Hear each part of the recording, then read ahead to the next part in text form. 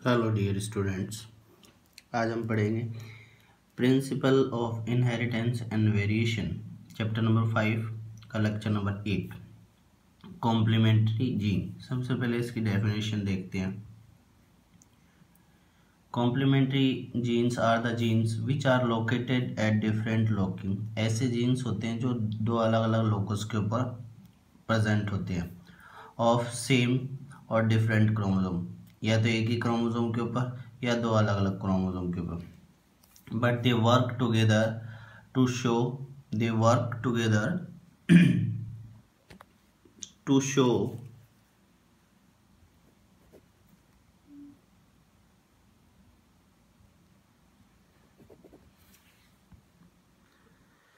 they work together to show one type of expression of phenotype। क्या बात कर रहा है कि कॉम्प्लीमेंट्री जीन ऐसे जीन्स होते हैं जो दो डिफरेंट लोकस पर प्रेजेंट होते हैं, एक ही क्रोमोसोम में या दो डिफरेंट क्रोमोसोम के ऊपर एक साथ में काम करते हैं, पर उनका वर्क एक साथ में होता है किसी फिनोटाइपिक एक्सप्रेशन को देने के लिए। एग्जाम्पल है लेथिरस ऑड्रेटस। लेथिरस ऑड्रेटस लेथिरस ऑड्रेटस इसमें क्या होता है कि इट मीन्स जो स्वीट पी प्लांट है, यानी कॉमन नेम है लेथिरस ऑड्रेटस का sweet pea plant. Flower colour purple and white, purple and white colour का कॉम्बिनेशन, उसके लिए एक स्पेसिफिक एक रॉ मटेरियल बनता है जो कन्वर्ट करता है किसको, क्रोमोजन को, किसमें, एंथोसाइनिन में। और क्रोमोजोन क्या है, एक वाइट का फॉर्मेशन है, वाइट कलर का फॉर्मेशन जो कन्वर्ट किया जाता है किसमें, पर्पल कलर में, एक एंजाइम की वजह से। कैसे, रो मटेरियल प्लस एंजाइम क्या बनाएगा, क्रोमोजोन, ठीक है, जिससे क्या सिंथेसिस होता है कि मीन्स ये एंजाइम सिंथेसाइज करने के लिए जो रॉ मटेरियल को क्रोमोजोन को कन्वर्ट करता है किसमें, पर्पल कलर में, सी जीन कंट्रोल करता है। दूसरा, क्रोमोजोन को पर्पल कलर से आगे और फॉरवर्ड करने के लिए रॉ मटेरियल बन रहा है, उसका वाइट कॉम्बिनेशन बनाने के बाद में जो सेकंड एंजाइम है वो सिंथेसिस किया जाता है पी जीन से। तो ये कंपोजिशन होगी, एक जीन, एक क्रोमोजोम है, उसके दो अलग अलग लोकस पी और सी, ठीक है, और दो अलग अलग क्रोमोजोम्स है, एक ये, एक में सी ये है, एक में ये सी है। इसकी डेफिनेशन होगी दोबारा से, दो अलग अलग क्रोमोसोम्स के ऊपर, दो अलग अलग लोकस के ऊपर, सेम क्रोमोसोम के ऊपर, और दो अलग अलग एक स्पेसिफिक कैरेक्टर को। तो ये दो जीन्स हैं, कैसे कंट्रोल करेंगे देखो। कंडीशन है, C gene and P genes both required in dominant form. C और पी जीन दोनों डोमिनेंट फॉर्म में रिक्वायर्ड होते हैं, effective. If any one of not present in its dominant form the enzyme will not form. अगर बात करें है कि इन दोनों में से कोई भी एक जीन अपने डोमिनेंट फॉर्म में नहीं होगा तो एंजाइम सिंथेसिस नहीं कर पाएगा। फॉर एग्जांपल, जैसे अभी कैपिटल सी स्मॉल सी और कैपिटल पी बोथ डोमिनेंट, दोनों डोमिनेंट है सी और P, purple colour form, purple colour बनेगा। दूसरा, कैपिटल सी और स्मॉल पी, अभी इस कंडीशन में क्या हो गया, एक डोमिनेंट हो गया और एक रिसेसिव फॉर्म होगी, एक डोमिनेंट फॉर्म एक रिसेसिव फॉर्म। तो इसमें क्या बनेगा, वाइट कलर, क्योंकि कंपोजिशन नहीं बन रही है, कलर कॉम्बिनेशन नहीं बन रहा है। थर्ड कंपोजिशन सी और पी जीन, ये इसी का ही है, सेकेंड का ही। P genes not synthesize, P gene not synthesize करेंगे, एंजाइम को नहीं बनाता है क्योंकि रिसेसिव कंडीशन में होते हैं। थर्ड है कैपिटल पी और स्मॉल सी, तो सी रिसेसिव होगा, पी डोमिनेंट हो गया। अब भी वाइट बनेगा क्योंकि सी जीन नॉट सिंथेसाइज कर रहा है एंजाइम को। फिर हम लोग बोल सकते हैं कि कहने का मतलब कॉम्प्लीमेंट्री जीन ऐसे हैं जैसे ये दो जीन हैं, दो अलग अलग लोकस के ऊपर या एक सेम क्रोमोसोम, दोनों अगर डोमिनेंट फॉर्म में होंगे तो कोई स्पेसिफिक कैरेक्टर बनाएंगे, अदरवाइज नहीं बना पाते। ऐसी कंडीशन को हम लोग बोल सकते हैं कॉम्प्लीमेंट्री जीन।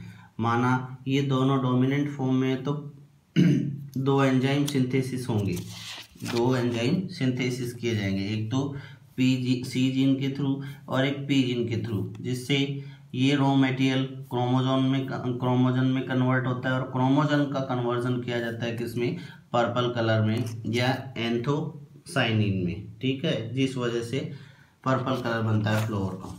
इनमें से कौन सा भी अगर दोनों डोमिनेंट है तब तो वो पर्पल कलर बनेगा, एक रिसेसिव है तब भी वाइट कलर, और यहाँ पर भी रिसेसिव है सी, कौन सा भी एक रिसेसिव होगा तब वाइट कलर कॉम्बिनेशन बनेगा, यानी दोनों डोमिनेंट चाहिए। इसी कंपोजिशन को कॉम्प्लीमेंट्री बोलते हैं दोनों।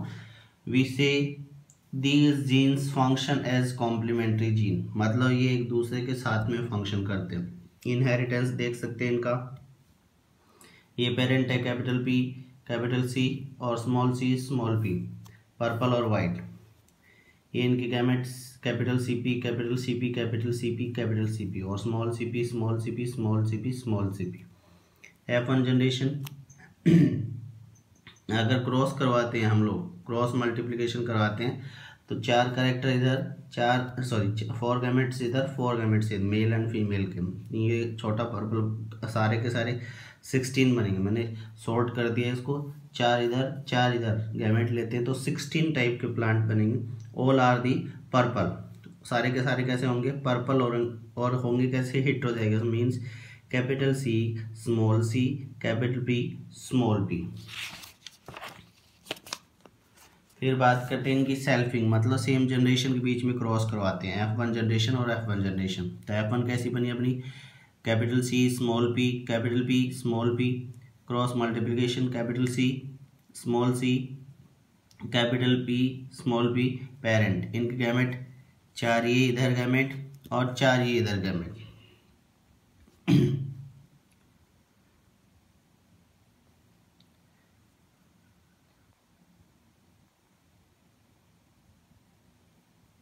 इनका क्रॉस मल्टीप्लिकेशन करवाते हैं, क्रॉस मल्टीप्लिकेशन करवाएंगे तो अपने पास एक साइड में मेल पेरेंट प्लांट और दूसरे साइड में फीमेल मेल प्लांट और फीमेल प्लांट। क्रॉस मल्टीप्लिकेशन करवाते हैं तो इस टाइप के बनते हैं अपने पास, पर्पल वाइट, 2 टाइप्स का कॉम्बिनेशन बनेगा। कैसे, जहाँ पे कैपिटल सी और कैपिटल पी होगा वो पर्पल बनेगा, और जहाँ पे एक भी स्मॉल सी या दोनों स्मॉल सी या दोनों स्मॉल पी, उन दोनों में से कैपिटल में से यानी सी और पी में से कौन सा भी एक रिसेसिव होगा, यानी दोनों स्मॉल सी आ जाए या फिर दोनों स्मॉल पी आ जाए, वो वाइट बने। तो ये इसमें दोनों कैपिटल हैं, पर्पल इसमें दोनों कैपिटल हैं, इसमें दोनों कैपिटल हैं,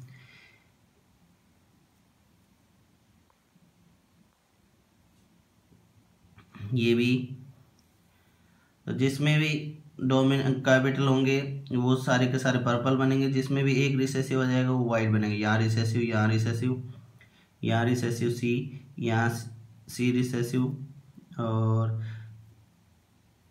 यहाँ पे पी रिसेसिव, यहाँ पे पी रिसेसिव, यहाँ दोनों रिसेसिव। तो इनका फिनोटाइपिक रेशियो होता है पर्पल और white 9:7। Modified ratio of dihybrid, ये डाई हाइब्रिड का रेशियो था, इसको मॉडिफाइड कराया तो ये ऐसा बनेगा, ठीक है, 9:3:3। ये इनका